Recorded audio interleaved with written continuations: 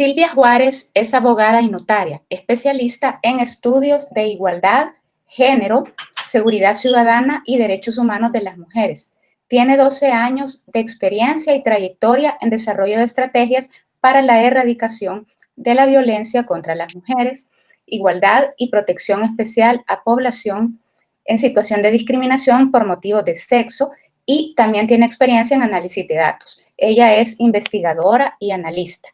Es integrante del grupo asesor de la sociedad civil de ONU Mujeres para El Salvador para el periodo 2016-2020.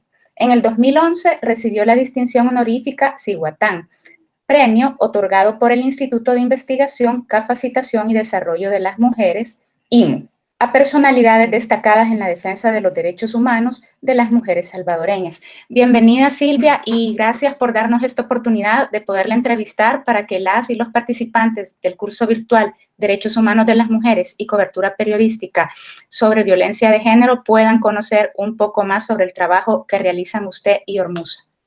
Bueno, muy buenos días. Es un placer para mí poder compartir con este esfuerzo formativo y poder compartirles algunas de nuestras miradas que deben estar superpuestas en todas las expresiones comunicativas del país. Bueno, antes que nada, también se me olvidó explicar que la licenciada Silvia Juárez es coordinadora del programa Hacia una vida libre de violencia para las mujeres de la Organización de Mujeres Salvadoreñas por la Paz, Hormuza. Silvia, lo primero que quisiéramos saber es cuáles fueron los primeros derechos reconocidos a las mujeres en El Salvador. Bueno, la historia de las mujeres, la historia de igualdad, ¿verdad? Y el reconocimiento de derechos ciertamente es una historia corta, o sea, es decir, no tenemos tanto tiempo de eso.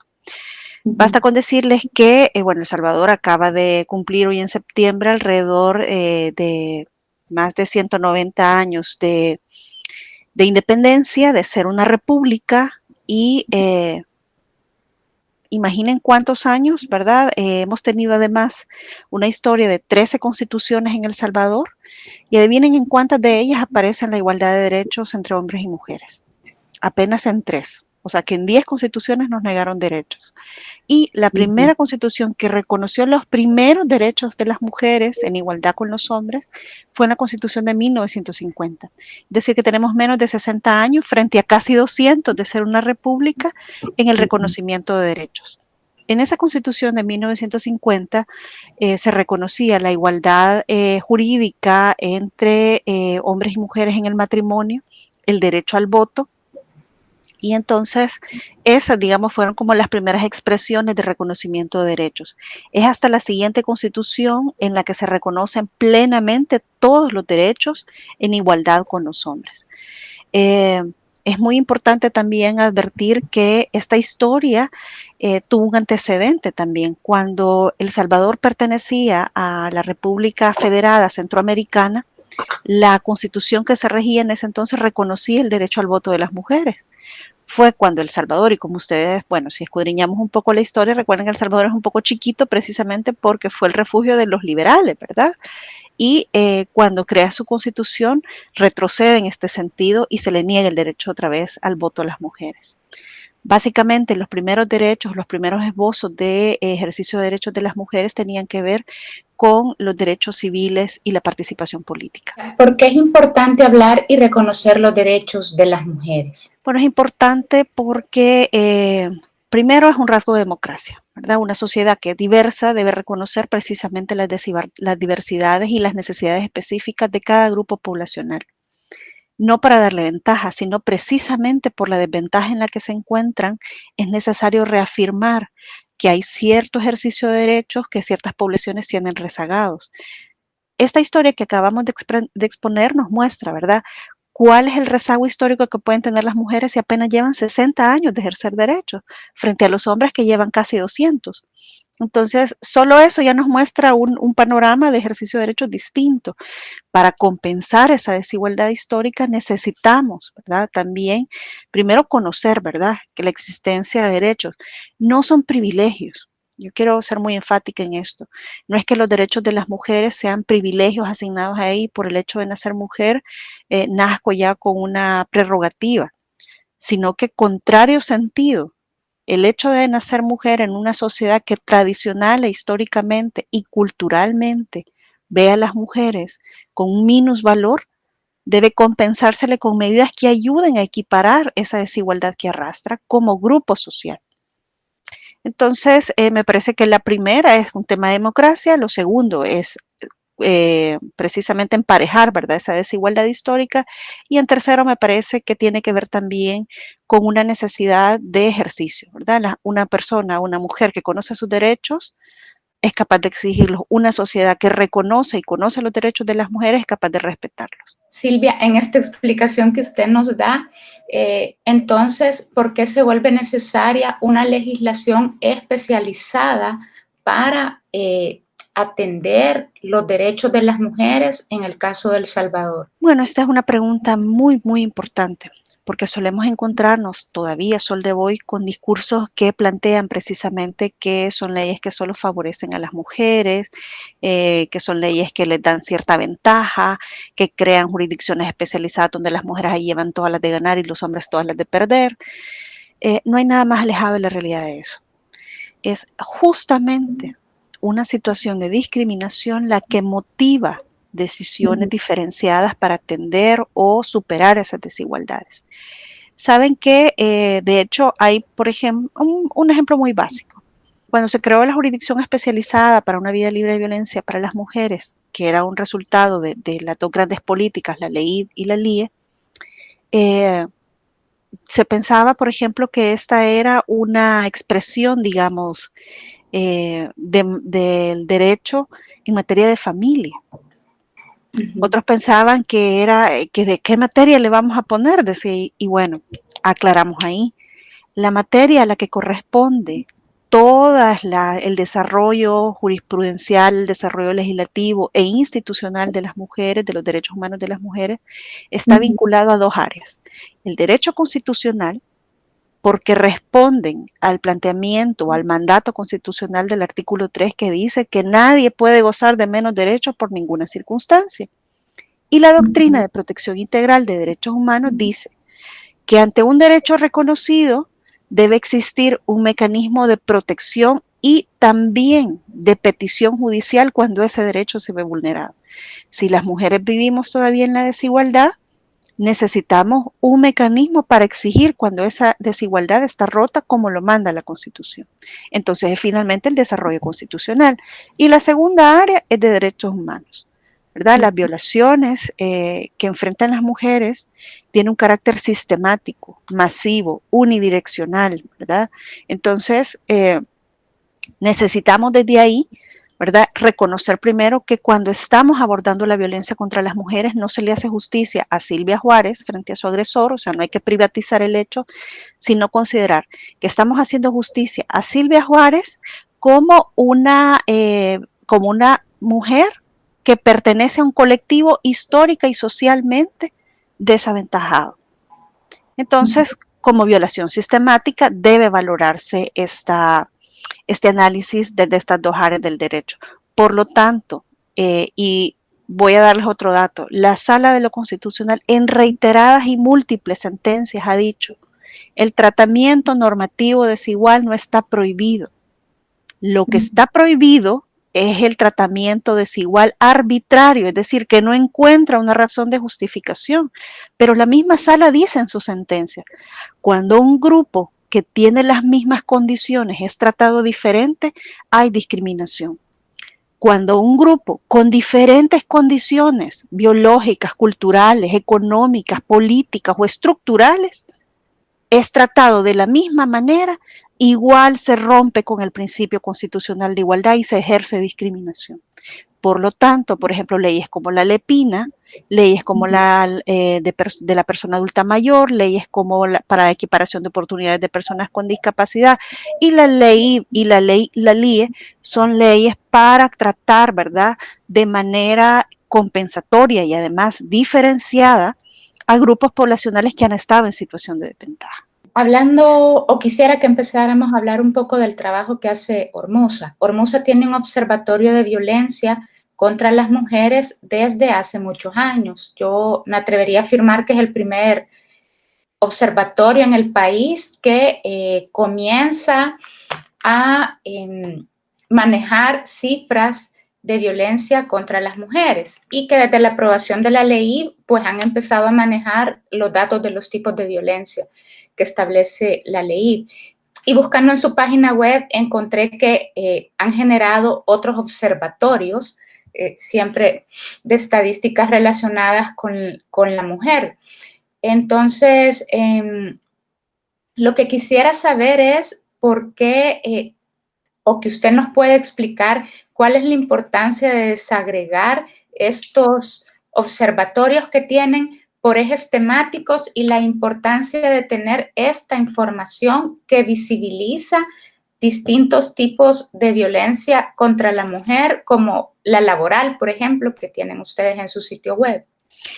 Bueno, esta es una pregunta muy interesante porque nos permite, bueno, para Ormuza los observatorios significaron primero el explorar, ¿verdad?, una realidad de la que no se tenía una dimensión ni siquiera cercana. Saben que los datos empezaron, por ejemplo, de muertes violentas, se empezaron a desagregar apenas hacia el año 2002 y no se publicaban, incluso era como, no era una práctica desagregarlos por sexo.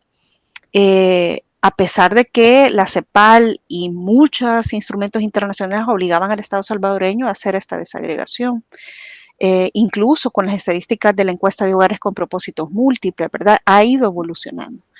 Y entonces para Ormuza en esos años era importante el empezar, ¿verdad? Descubríamos, por ejemplo, cómo aparecían cadáveres de mujeres, hallazgos de cadáveres de mujeres y habían múltiples familias buscando, revisando si ese cadáver pertenecía a su familiar o a esa mujer que en su familia había desaparecido. Y nos dimos cuenta que el problema podría estar mucho más grande de lo que se percibía solo con el dato de homicidios de manera genérica. Y fue así la iniciativa de Ormuza de crear un mecanismo de monitoreo y de vigilancia social. El observatorio o los observatorios para Ormuza son un mecanismo de vigilancia social a problemas sociales. Que no solo se permiten vigilarlo y dar cuenta de los datos, de cifras, sino que nos permiten a partir de ello incidir en decisiones públicas que impacten de manera asertiva o que peguen en los blancos directos, ¿verdad?, de las situaciones que ocurren. Por ejemplo, gracias a ello hemos descubierto que los grupos poblacionales con mayores niveles de exposición a la violencia son las mujeres jóvenes y las niñas en el caso de la violencia sexual. Hemos descubierto, por ejemplo, que hay una serie de mitos alrededor de las atenciones de las mujeres.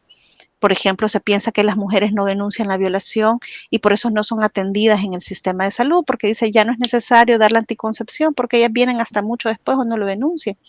La evidencia estadística nos dijo que no, que más del 60% de las mujeres acude al sistema, tanto de salud o legal, en las primeras 72 horas de ocurridos los hechos.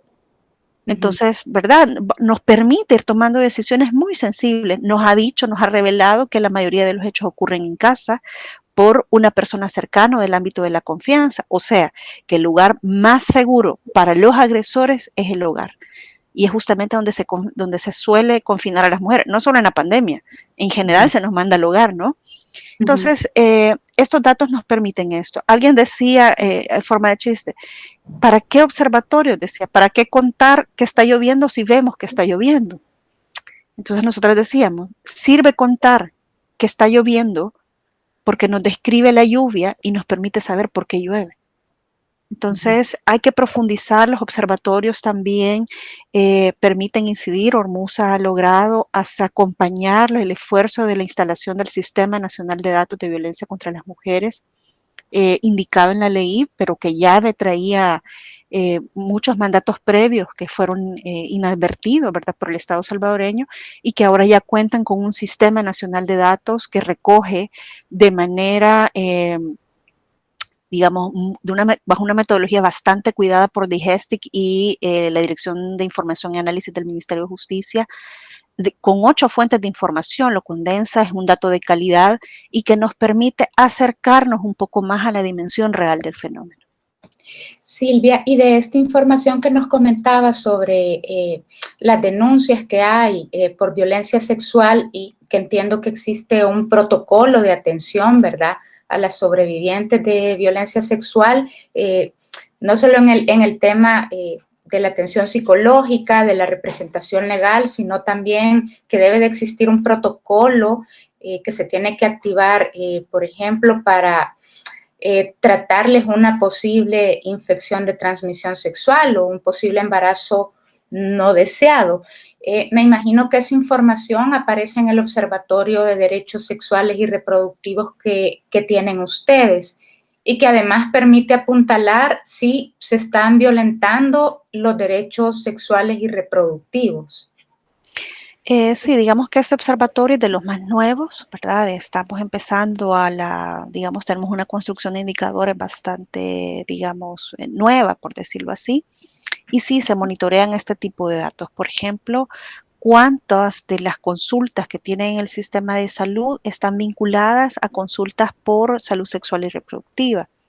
Cuántas de ellas, por ejemplo, o sea, la inscripción de embarazos, por ejemplo, de las mujeres, también tiene que ver con, por ejemplo, indicadores sobre el inicio de relaciones sexogenitales, ¿verdad? Porque eso también nos permite advertir las políticas que deberían instalarse en materia de salud sexual y reproductiva.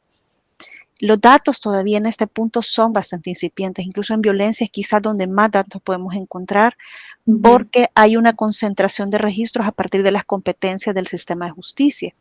Pero en el derechos sexuales y reproductivos todavía la institucionalidad de respuesta, que es el Ministerio de Salud y el Ministerio de Educación, todavía, por sobre todo en el Ministerio de Educación, son bastante incipientes.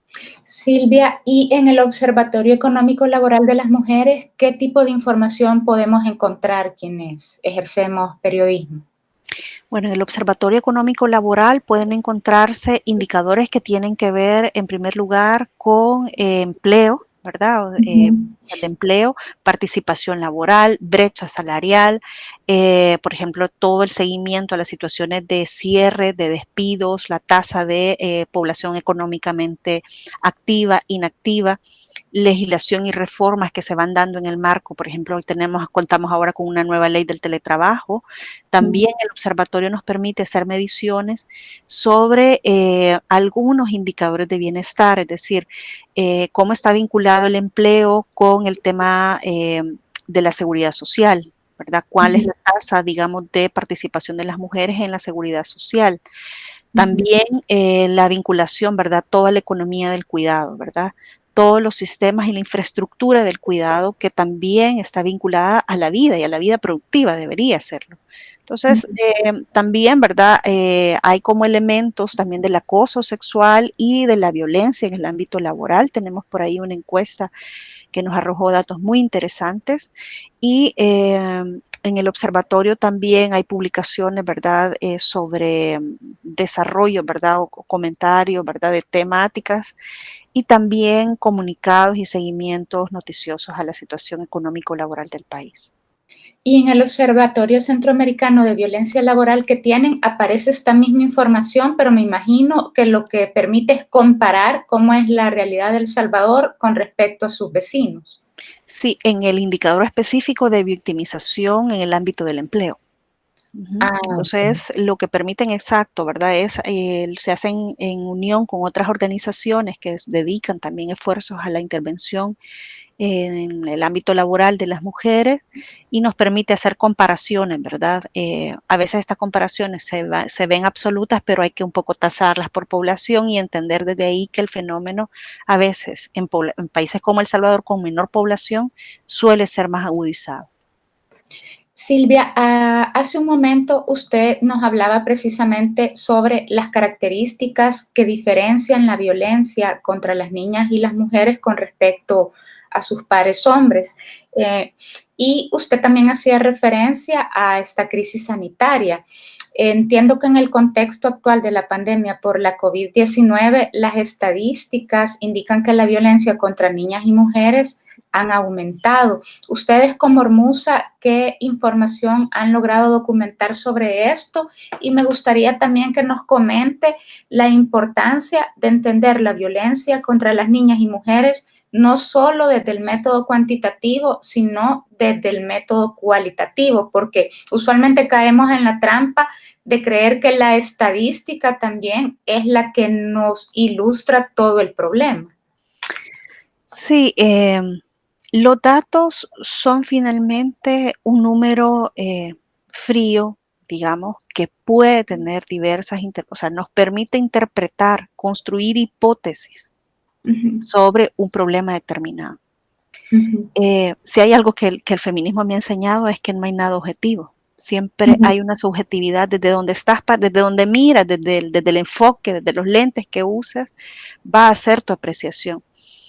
Por ejemplo, una apreciación para mí muy genérica, sexista, en mi particular opinión, de decir, miren, el problema de los feminicidios no es tan grave porque El Salvador enfrenta o deberíamos priorizar la situación de los homicidios porque doblan, ¿verdad? O sea, para 3.000 que pueden haber en un año hay apenas 600 feminicidios o muertes violentas de mujeres. Aquí la importancia tiene que ver con que no podemos atender dos problemas con motivaciones distintas bajo una atención genérica. Y la evidencia nos lo dice y, por ejemplo, nosotras notábamos cómo cuando se evaluaba, por ejemplo, el impacto del Plan El Salvador Seguro, del PES, ¿verdad? Y uno veía cómo veían la tendencia a la baja, ¿verdad? De las muertes de los hombres, pero cuando comparábamos las muertes de las mujeres también había cierta baja, pero no con la misma intensidad de caída. Es decir, que mientras las muertes de los hombres en los años se comportaban, aumentaban, cuando hubo el plan mano dura, aumentaba, bajaba, o sea, había pico, ¿verdad? Es decir, que las decisiones de lo público impactaban esos datos. En el caso de las mujeres, pasara lo que pasara, o sea, vivíamos en el mismo país con las mismas coyunturas, digamos, pero la violencia feminicida se mantenía inalterada. Era casi una meseta. O sus caídas o sus elevaciones eran apenas perceptibles. Es decir, que las decisiones que impactaban a los hombres no impactaban de la misma manera a las mujeres. Los territorios más violentos para los hombres no necesariamente lo eran para las mujeres. Hago esta aclaración iniciando, ¿verdad? Porque es importante hacer este análisis cualitativo y no solo cuantitativo. Respecto a la pandemia, primero hay que aclarar, hubo una cierta, digamos, manejo mediático o interpretación mediática sobre el aumento de los hechos de violencia contra las mujeres y la pandemia. Y decía, bueno, es que estar mayor, al estar confinado, ¿verdad? Es un factor que determina el aumento de la violencia contra las mujeres. No es cierto. El confinamiento per se no te hace agresor y no te vuelve víctima. Porque si no, todas las personas en el país hubieran enfrentado la violencia, pues todos estábamos confinados. Entonces, ¿qué era? ¿Qué es lo que realmente ocurre? O sea, la violencia ha estado presente antes de la pandemia. Lo que ocurrió en la pandemia es que hubo o sea, los hogares que ya tenían agresores, ¿verdad? Tuvieron mayor exposición a sus víctimas o a mayor disposición a sus víctimas para ejercer esta violencia. Y hubieron otras formas de victimización que se sumaron, por ejemplo, la económica, ¿verdad? Entonces, en realidad, ¿verdad? Los hechos estaban pasando, se aumentan y contrario sentido, ¿verdad? Había una lectura, por ejemplo, decía alguien, bueno, desacreditaba, digamos, nuestro planteamiento del aumento de esta victimización y decía, es que no es posible que las organizaciones adviertan este aumento cuando las instituciones públicas tienen una caída de las denuncias. Pero miren, o sea, hay que analizar el contexto. No había transporte público, no se tenía certeza, no hubo ninguna información pública que advirtiera que los servicios de atención a la violencia son servicios esenciales y seguían funcionando. Había un miedo por las detenciones que ocurrieron durante la pandemia. También, ¿verdad? ¿Por qué los días lunes es un pico de denuncias? Porque el fin de semana que hubo convivencia, se ejerció violencia, pero ¿por qué no se denunció el mismo fin de semana? Porque una mujer lo que hace como mecanismo de autoprotección es esperar que el agresor se vaya a trabajar para ir a poner la denuncia. Estando el agresor permanentemente en casa, ¿qué hacían las mujeres? No podían denunciar. Entonces, y tampoco, ¿verdad? Hubo, y esa es una de las cosas que hemos dicho, una de las evidencias que nos dio la pandemia es que el sistema actúa bajo la presencialidad exclusiva de las mujeres. O sea, la única forma en que el sistema actúa es que usted tenga una mujer enfrente y le diga que vive violencia. No hay mecanismos de detección temprana, no hay mecanismos de respuesta remota, y entonces, claro, no había servicios, prácticamente se interrumpieron o se paralizaron. Entonces, no podemos decir que hubo menos violencia porque hubo menos denuncia. Lo que debemos decir es que la violencia estuvo ocurriendo, hubo mayor exposición a la violencia y hubo menos acceso a que las mujeres pudieran o menos intervención desde los servicios públicos. Este dato, a ver, es muy difícil. Solo en la medición de Hormuza, en el periodo de la pandemia de marzo a agosto, nosotros tuvimos un 122% de aumento de los hechos de las comunicaciones de victimización de las mujeres. Silvia, entonces esto revela la necesidad y la importancia de que hayan planes, programas y políticas de gobierno que tengan una perspectiva de género, pero además un enfoque de interseccionalidad, para que la violencia contra las mujeres, por ejemplo, no solo en contextos de cuarentena y crisis sanitaria, porque siempre la hay, pero para que en estos contextos precisamente haya una forma en que las mujeres sepan que la institucionalidad está funcionando y que ellas pueden denunciar y que pueden ser atendidas por el Estado. Así es. A ver, quien tiene potencialmente los recursos para atender un problema de la dimensión de la violencia contra las mujeres es el Estado. Quien se comprometió internacionalmente a atender el problema es el Estado. Y quien es garante del ejercicio de los derechos de la población, entre esas las mujeres, es el Estado. Entonces el Estado no puede eludir la responsabilidad de atender la violencia contra las mujeres. Aquí, ¿cuál es el clic, el match frente a las políticas públicas? Es que tenemos que tener claro que las políticas públicas, llámense leyes, protocolos, servicios, persecución penal, prevención, campañas, son servicios esenciales.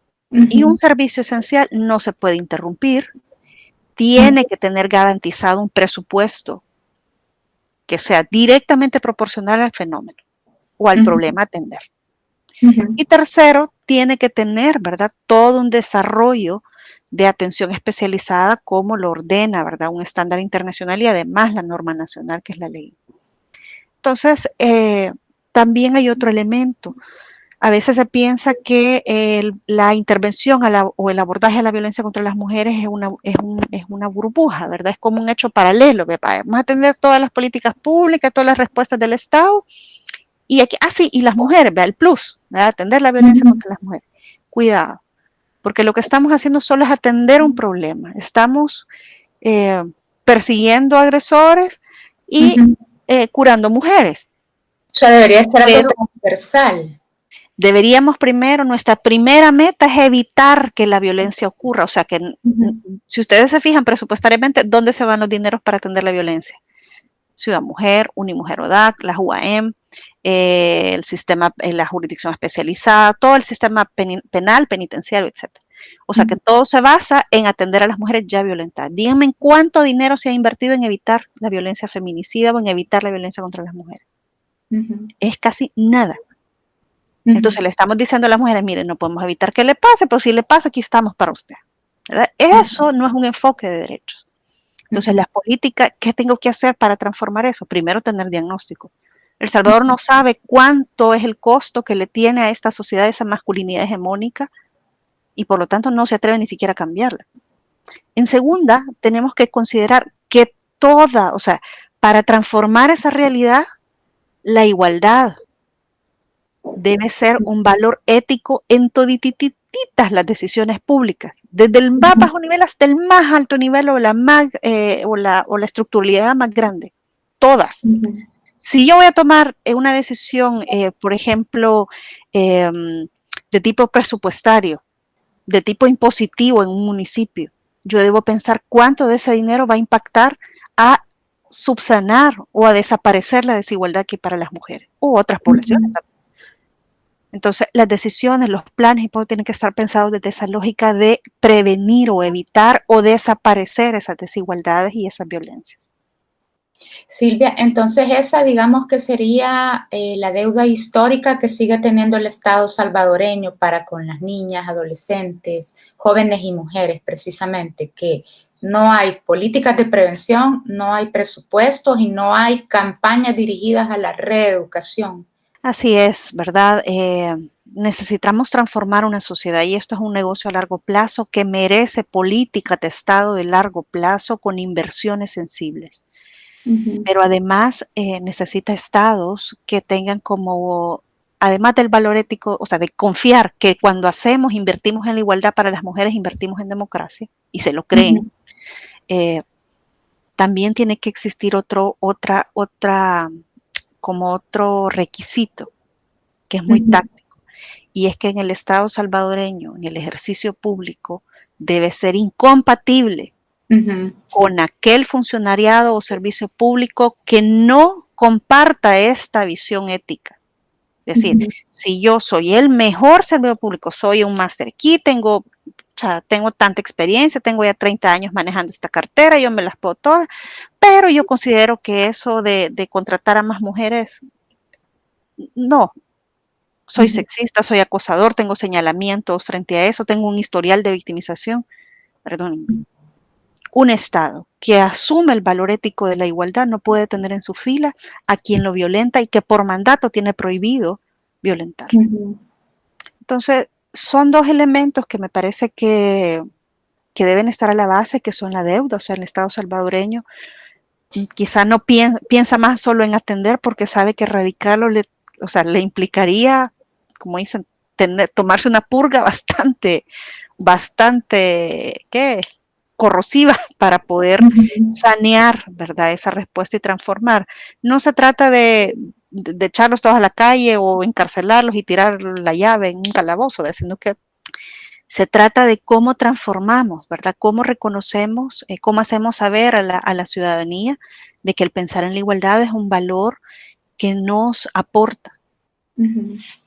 Silvia, pero también si se planteara en términos como el que usted utilizaba de un negocio y que, bueno, finalmente la administración pública habla precisamente de administrar un país, yo me imagino que teniendo claridad de estos diagnósticos y de la inversión que se tiene que hacer en reeducar a la población, probablemente sería mucho más barato que hacer que todo el sistema del Ministerio Público se active y que llegue hasta un proceso de condena por todo lo que implica, que eso ya se podría plantear como un gasto, un proceso jurídico que termine en una condena, por ejemplo, en el caso de un feminicidio agravado con tantos años, porque al final eso es un gasto para el Estado tener a tantas personas en un centro penitenciario, ¿verdad? Y todos los costos procesales que eso tiene. Ahí hay que tener varios, hay que ir por partes, ¿verdad? Porque, bueno, en primer lugar, como les decía, cuando un Estado asume como valor ético en todas sus decisiones la igualdad y la erradicación de la violencia como meta, también piensa en la restitución, ¿verdad? Tributaria que hacemos las mujeres. Si las mujeres tributamos, ¿cómo se nos devuelve esa tributación en términos de ejercicio de derechos?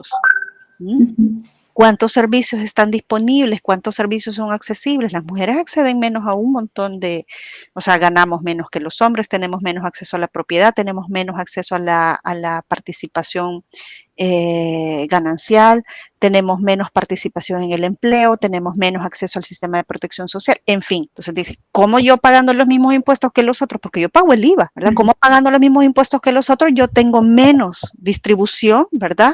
Y condiciones para ejercer los mismos derechos que los otros. Esa es una.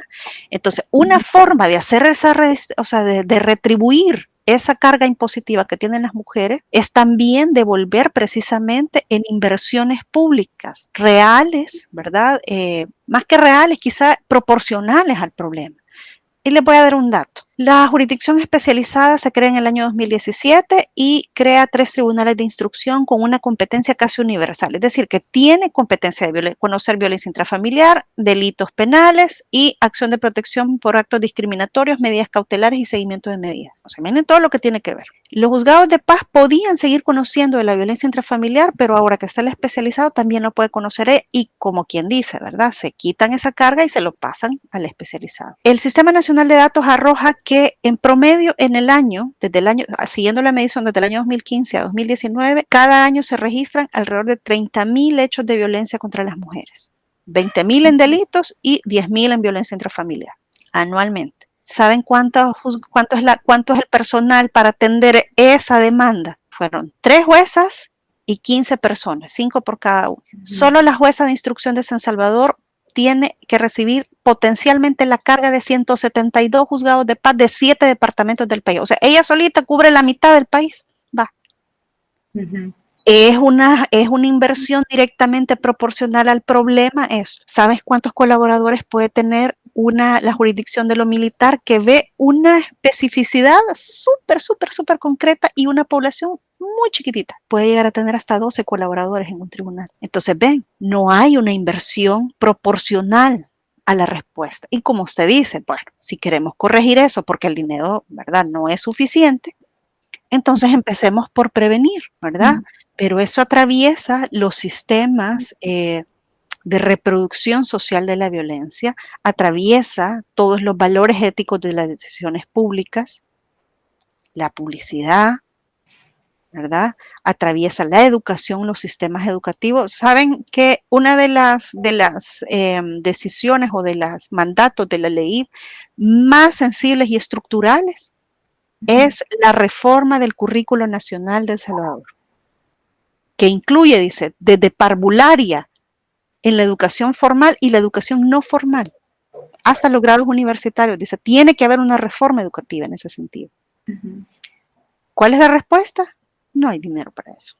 Entonces, eso nos podría garantizar que de aquí a 3 décadas la sociedad podría tener otros parámetros, otros esquemas de respeto a los derechos humanos de las mujeres. Y entonces podríamos bajarle, ¿verdad?, a estas inversiones que tenemos que estar haciendo en perseguir agresores y atender a víctimas. Silvia, ¿y existe un país que sea el ideal o un oasis donde los derechos de las mujeres, de las niñas, sean respetados? Y si existe, ¿cuál es? Bueno, el pensar, ¿verdad?, en que hay un país donde no existe la violencia contra las mujeres es utópico. Pero yo creo que sí deberíamos llegar a eso. Sin embargo, sí podemos advertir sociedades que han avanzado en este reconocimiento de la igualdad. Incluso países como, por ejemplo, los Países Bajos, países como Islandia, han empezado a revertir todas las normas de igualdad, porque las normas de compensación para la igualdad no son perpetuas. Hay una prohibición de la perpetuidad, porque dice, estas normas solo son vigentes mientras se mantenga la desigualdad. Una vez, dice, las mujeres y hombres lleguen al mismo plano, esas normas tienen que desaparecer, dice, porque ya están en igualdad de condiciones, entonces ya compiten en igualdad de condiciones. Entonces, esos países ya llegaron, por ejemplo, a una participación de las mujeres de un 60%. Entonces ya empezaron a revertir, y no solo en la participación de los puestos de elección popular. O sea, hablan de participación a nivel de la gran empresa, de la inversión, de los puestos, de cualquier expresión de toma de decisiones. Ya las mujeres llegaron a ser mayoría. O sea, ya compensaron esa desigualdad histórica. Ya las mujeres, dice, hay una prohibición bastante marcada y efectiva sobre la brecha salarial. Entonces, la violencia y la discriminación llegan a convertirse en estas sociedades en hechos marginales y cada vez menos, o sea, con mayor reproche social. Entonces, cada vez son expresiones que se van minimizando. Van surgiendo, porque el patriarcado es eficaz, ¿verdad? Su mejor arma es su capacidad de transformarse en el tiempo y en las culturas. Entonces, van surgiendo nuevas expresiones, pero son sociedades que tienen la posibilidad de responder de manera más oportuna y corregir eso. Son sociedades que han trabajado la masculinidad de manera diferente, que han trabajado la sexualidad de manera diferente. Los niños y las niñas no conciben el cuerpo de una niña como un envase o que la violación es una prerrogativa masculina, que el acoso está bien. Es la excepción, ¿verdad? Entonces son sociedades que ya invirtieron la carga, digamos. Ya no es la generalidad, sino la excepción. Aquí es al revés. Silvia, para ir cerrando esta entrevista y porque sabemos que usted pasa bastante ocupada, bueno, como usted sabe, esta entrevista la ocuparemos para el curso virtual Derechos Humanos de las Mujeres y Cobertura Periodística sobre la Violencia de Género. Entonces, por ello nos gustaría que nos comente desde Hormuza cuál consideran ustedes que debe de ser el rol de las y los periodistas en la construcción de una sociedad informada, con igualdad y perspectiva de género, y también para que nuestros textos periodísticos o, por ejemplo, desde las comunicaciones también se hacen campañas, precisamente no revictimicen a las víctimas y no refuercen roles y estereotipos basados en género. Creo que en un país democrático la labor periodística no puede más que asumir lo que siempre ha tenido como necesidad o como parámetro, digamos, y es hacer una justa y ética dimensión del problema. No les pedimos nada más, no les pedimos, mire, haga más reportajes que los que hace de los hombres o siempre pónganos en calidad de víctimas, o sea, le estamos diciendo, si va a tomar una foto de esta sociedad, ¿verdad? Ayude a que esa foto revele la mayor cantidad de realidad que necesidad de transformar tiene. También les pedimos, ¿verdad? O sea, sabemos que el periodismo no solo puede contribuir a revelar una verdad, sino también puede contribuir a transformarla, en la medida que sea capaz de dimensionar hacia la sociedad, ¿verdad? De proyectar aquello que ocurre. Entonces, por eso para nosotros sigue siendo la misma petición de siempre, ¿verdad? Hacer una justa, ¿verdad? Y ética dimensión del problema. Muchas gracias, licenciada. Bueno, como les decía al inicio, es la licenciada Silvia Juárez, coordinadora del programa Hacia una vida libre de violencia para las mujeres de la Organización de Mujeres Salvadoreñas por la Paz, Hormuza.